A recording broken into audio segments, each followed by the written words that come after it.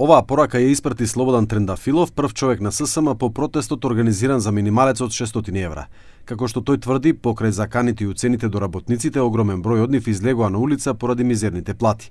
Трендафилов вели дека и по протестот притисоците продолжуваат, особено посочувајќи ја Македонска пошта, чии вработени пред неколку дена протестираа поради доснење на плати.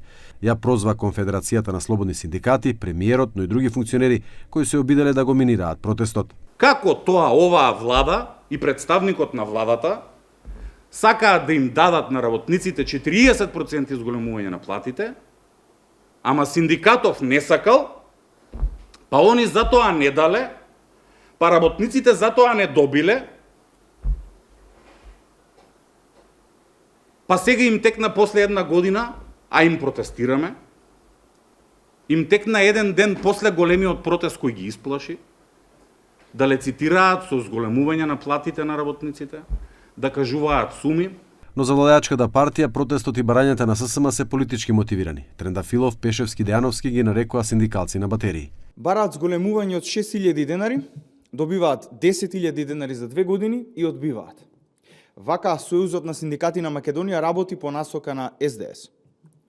Протестите на ССМ, поддржани од СДС и Левица, покажаа дека не се поддржани од работниците кои веќе се свесни дека некој од врвот на ССМ јасно ги искористува.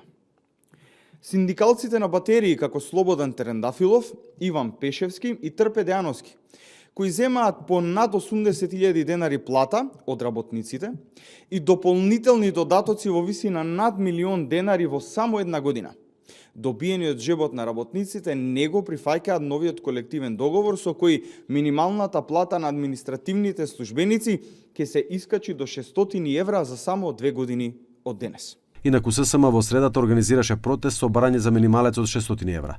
Од ВМРО ДПМН, но и од премиерот Мицкоски, овој протест беше окарактеризиран како политички мотивиран.